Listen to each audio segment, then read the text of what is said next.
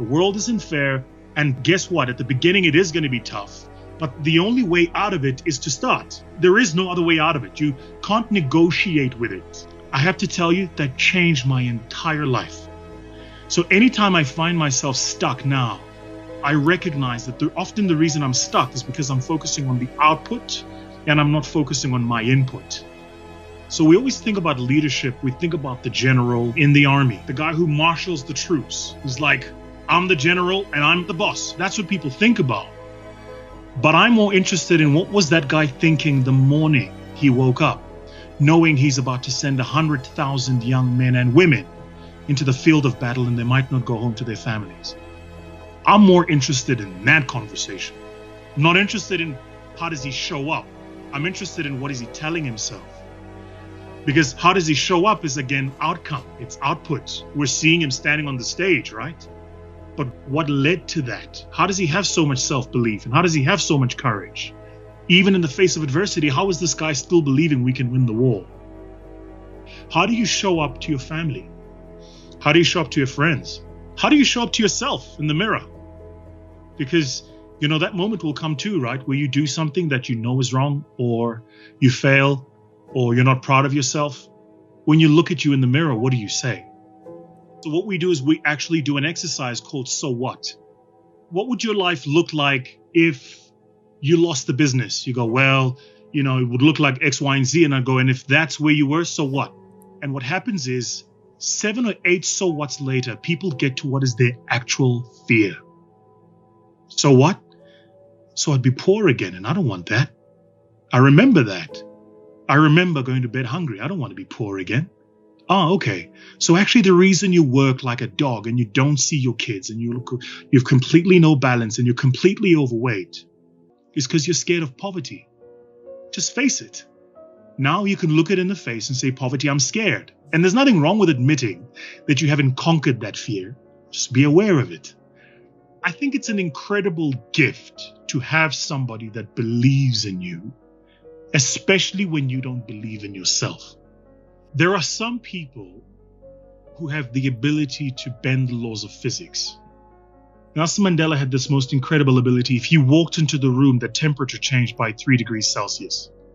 I said to him, what's your dream for mankind? What's your dream for humanity? And he said, faith is the ability to see the invisible, believe in the impossible, and trust in the unknown. And it's only as I've grown older that I realize what he was actually saying.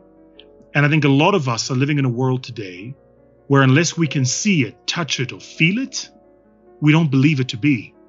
And we forget that everything you can see, touch, taste was imagined by someone, created by someone who had to have faith that it would find resonance with mankind. I think we have a duty today to understand the power of what that means. So I think it's, it's part of the course of the universe. But one of the things you learn as you study their history is that they were human. They had hopes and dreams just like you and I. They had doubts too.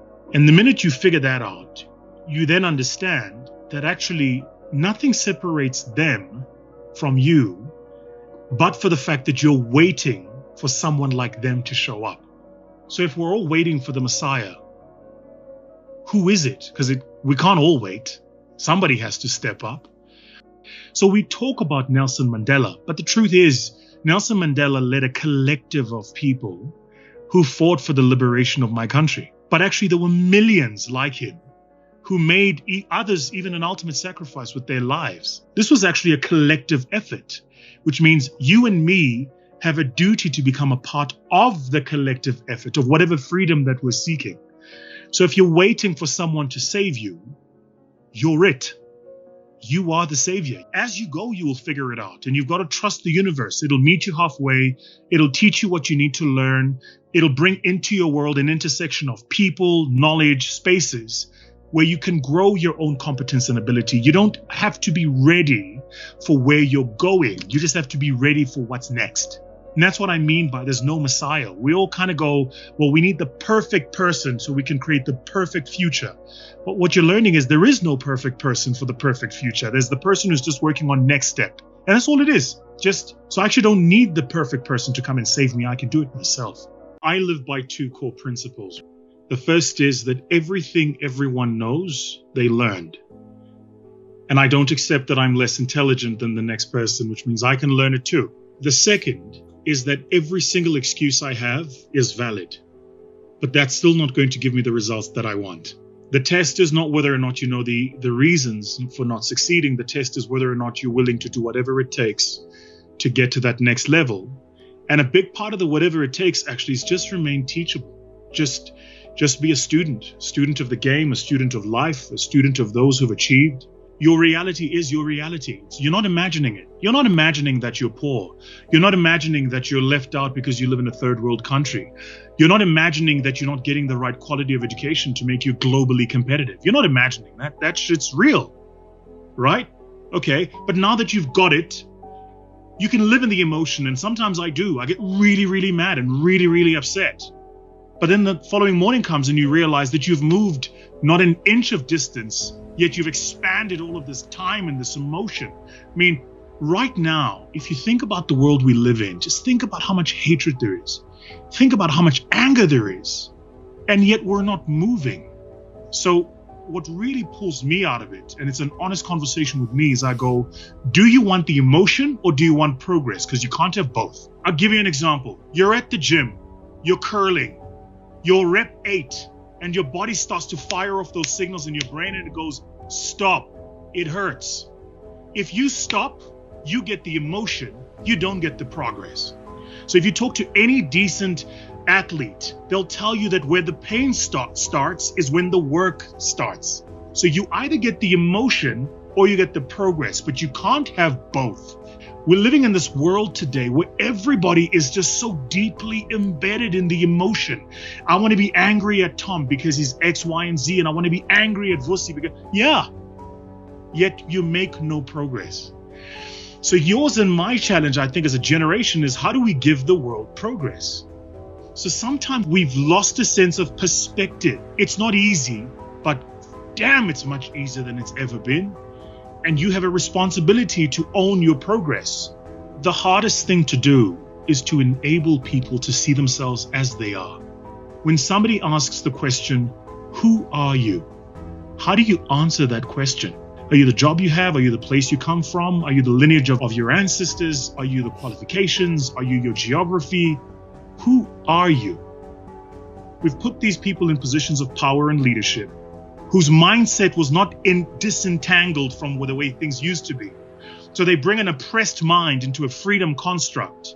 Then they act like oppressed people, and we wonder why the results are the way they are. I think the language is important here. I'm not saying Black people don't deserve freedom. I think that's an important point to make.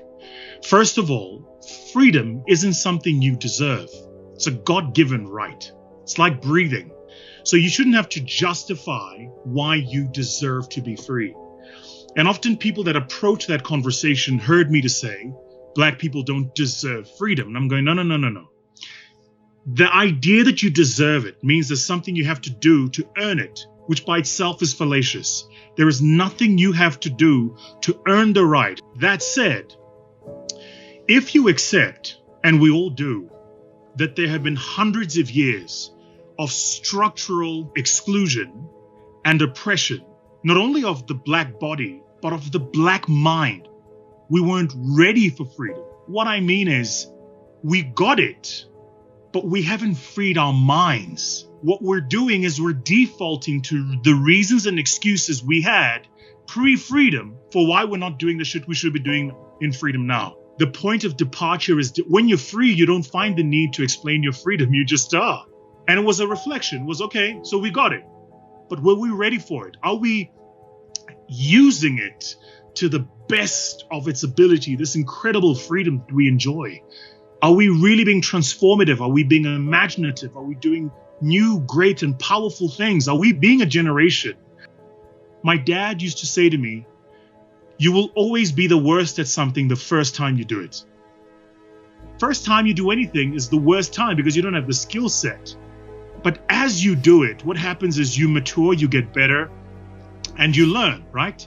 So that's what I mean by that, is the reason it's important to start is because all of those stories, that self-narrative that you've been saying and toiling in your head, the excuses are valid, the world isn't fair, and guess what? At the beginning, it is going to be tough.